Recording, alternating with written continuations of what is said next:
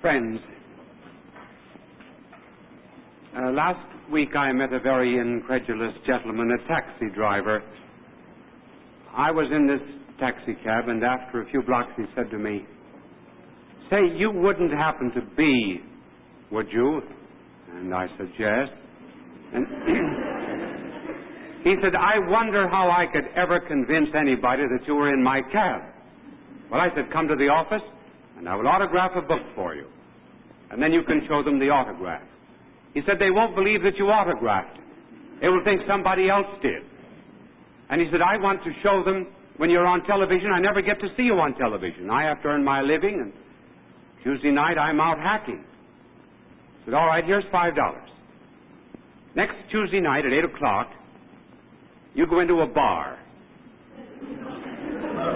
You give $1 to the bartender and ask him, give him that as a tip. And then the $4 is to pay for not driving your hack for a half hour. And then, when we come on television, you can tell everybody at the bar." But he said, "Suppose they don't believe me." Well, I said, "I tell you what I will do. Next Tuesday night I'll tell the story. Then they'll have to believe you. Now I've paid my debt."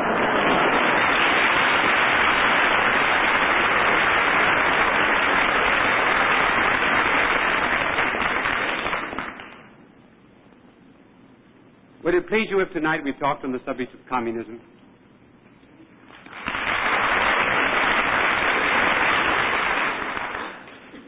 And the reason we're going to talk about it is because there's considerable confusion in our American life about communism. There's much emotional hate of communism and not very much thinking and reasoning about it for a long time, and even at the present time.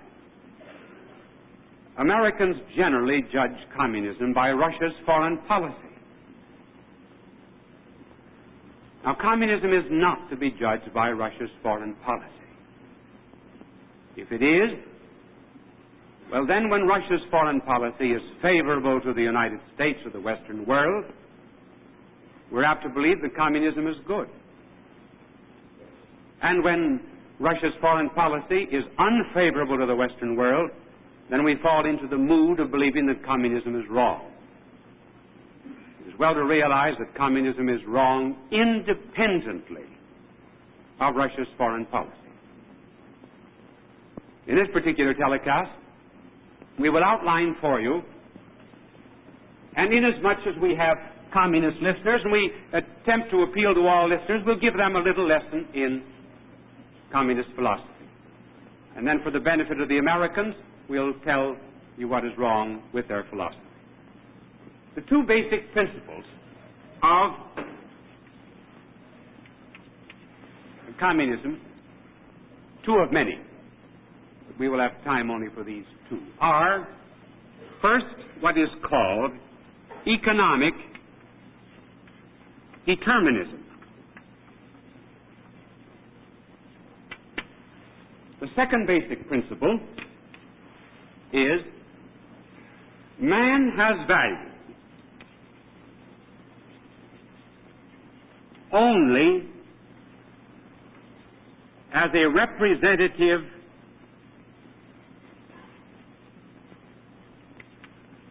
of an economic class.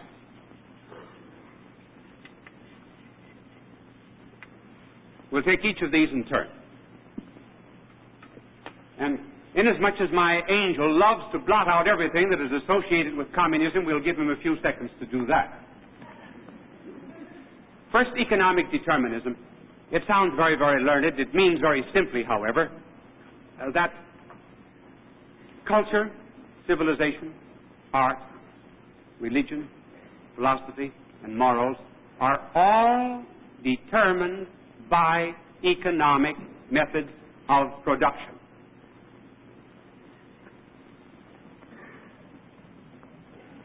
My angel is just barely getting out of the way here, I see. You see, he has an extra large wing spread, about 21 inches. Other angels only have 17 inches. It makes it a little harder for him. The communist principle is that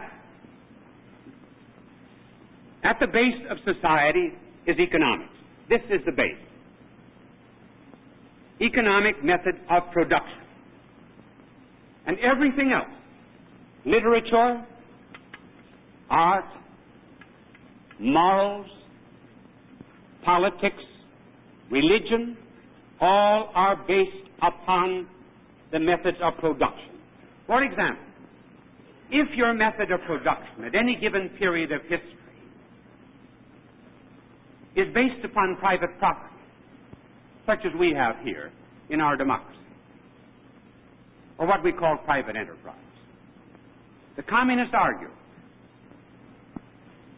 that your literature, your art, your morals and philosophy are all a superstructure and are ultimately based upon economics, but of and by themselves have no value. For example, your literature must be what kind of literature, the communists say? A defense of private property. Your morals. Morals are based upon economics, and hence, well, your commandments, the communists would say, are based on private property. Take, for example, the 7th and 10th commandments. Thou shalt not steal, and thou shalt not covet thy neighbor's goods. Communists say, can't you see that these two commandments are based upon private property? Stealing implies that particular method of production. So does the commandment not to covet your neighbor's goods. Politics, then, is based upon economics. You get a particular kind of a state which defends private property. Religion is based upon it. It's an opium, the communists say. It's an opiate that is given to the workers to make them content with their exploitation, leading them to believe that there's another world to make up for this one. Now the communists say, if you change your method of production, and instead of having private property and private enterprise, you have socialism. In other words, if you put all of the property in the hands of the state, then you have a new literature, morals, art, and philosophy. What kind of a literature do you have? You have a literature which attacks capitalism. You have a literature which makes fun of America. You have a literature of hate. Your morals, you have a new morals based upon economics. Then what is the basic thing that is wrong? Injuring or hurting state property, or in any way betraying the revolutionary class. Art then becomes communistic. And during the days here in the United States, when we were having a honeymoon with Russia, there was a considerable amount of art that was communist-inspired. You can see it in one of the big New York hotels today. You can see it in one of our public buildings. You can see it in some of the public buildings of Washington, side and in murals. Art in which there are pictures of big, tremendous, muscular men with little heads pushing wheels. No brains, no freedom, just production. Man is an economic tool. This is what is known as economic determinism. In other words, economics determines everything. What is the fallacy? Well, the first fallacy with economic determinism is that Karl Marx, who studied philosophy and who should have known better, confused what is known as a condition and a cause. For example, a window is a condition of light. But a window is not the cause of light. We are willing to admit that economics, to some extent, does condition literature and art. But it certainly does not cause literature and art. The fallacy of Marx was to make condition equal determination, which was a logical fallacy. Not only is it logically wrong, it's historically wrong. If economics is the cause of culture, why is it that in the pre-Christian era, on the one hand, you had the great Hebrew civilization, and on the other hand, you had, for example, a civilization like the Babylonian, the Chaldean, and others.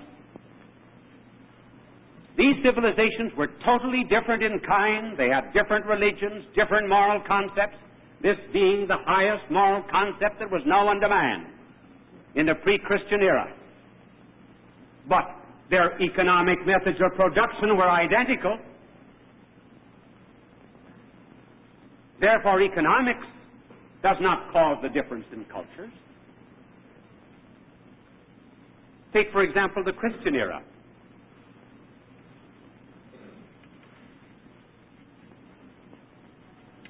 Rome, during the first 3 or 4 centuries, the Roman Empire, had exactly the same economic method of production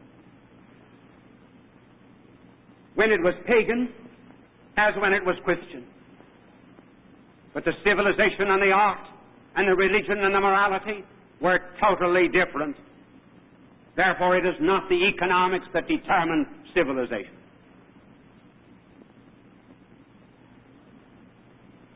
See, economics has gone to the head of the communists almost like wine to an empty stomach. But notice that whenever they appeal to our Western world, whenever they would try to convince us of the superiority of their own system and our weakness, what words do they use? They say, for example, that we are immoral in germ warfare when they spread that lie. They tell us that capitalism is unjust.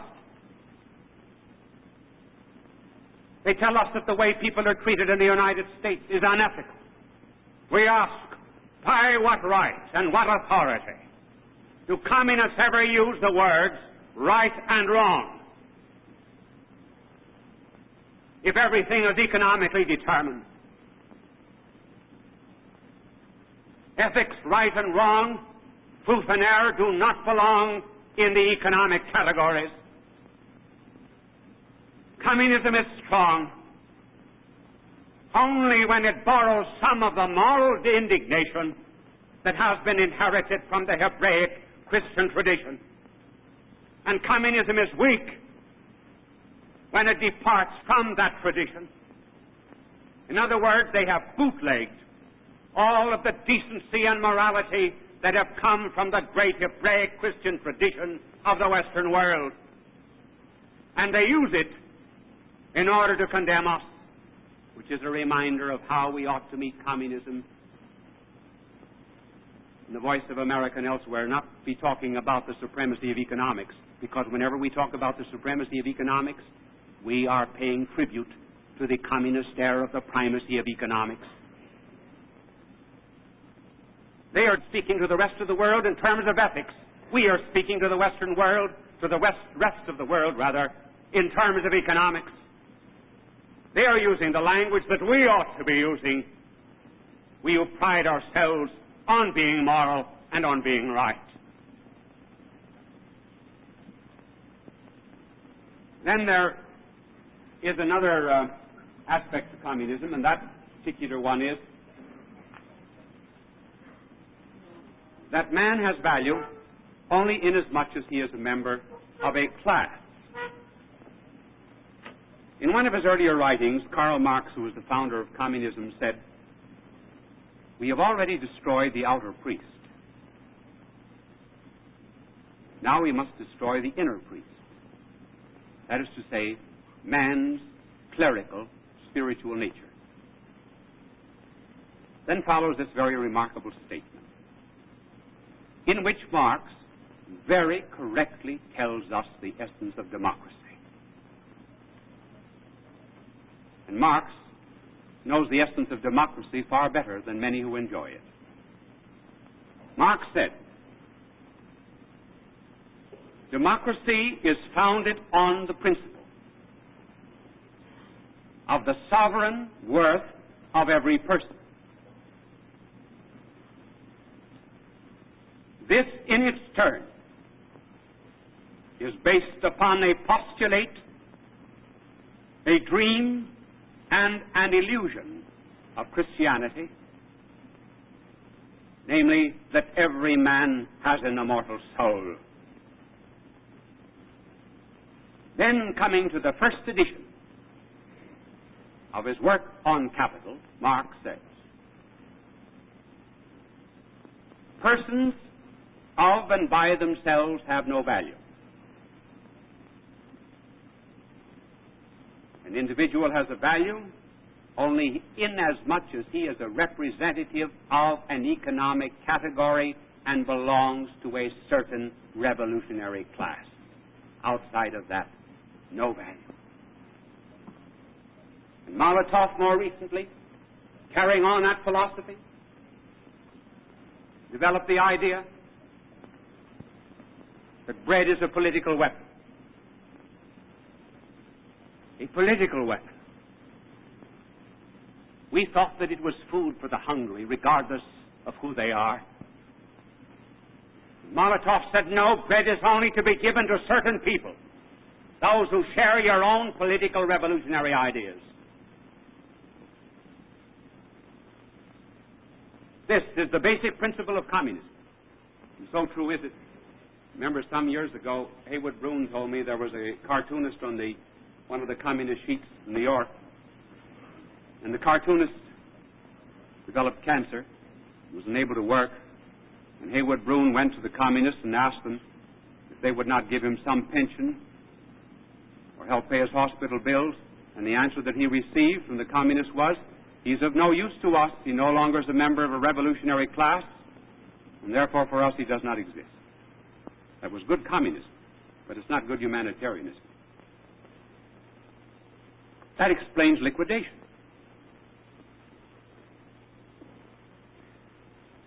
The individual has no value. What it actually is an application to the human order of what prevails in the lower realm of biology, where individuals perish in order that the species may survive. An individual fly, an individual gnat, an individual ant is of no consequence in the lower biological orders. What is of importance is the species. Marx and communism have taken that notion out of biology, lower biology, and applied it to man. He says that what happens to an individual man is of no consequence. What is of importance alone is the revolutionary class, namely the species, communism.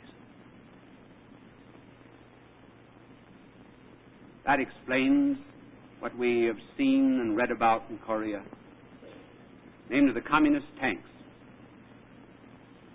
running over the bodies of their wounded. No one would ever take them out of the path of any of their great machines because they're of no worth. It also explains the way they attacked our UN forces. The first line of attack carried guns. The second line of attack would carry mattresses, throw themselves upon barbed wire, be shot.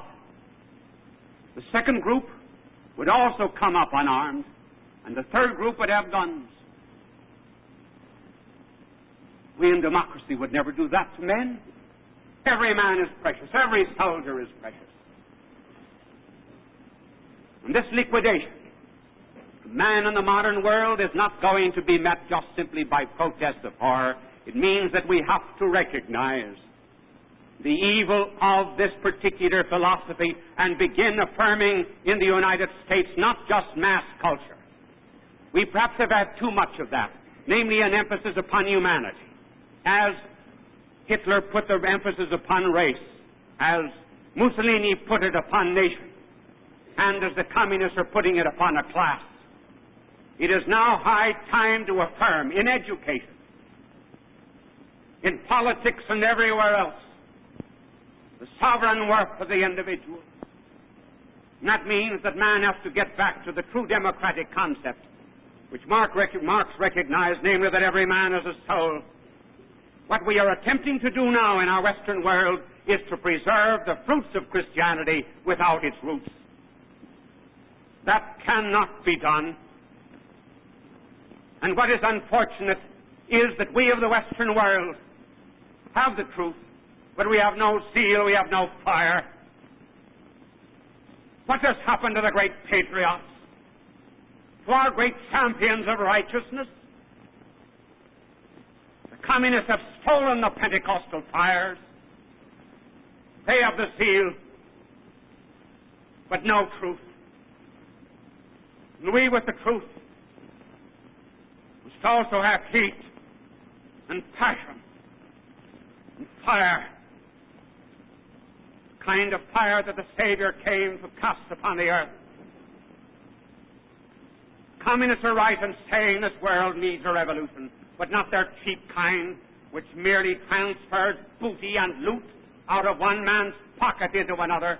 We need the kind of a revolution in the United States and in the rest of the world that will purge out of a man's heart pride and covetousness and lust and anger and envy and gluttony and sloth.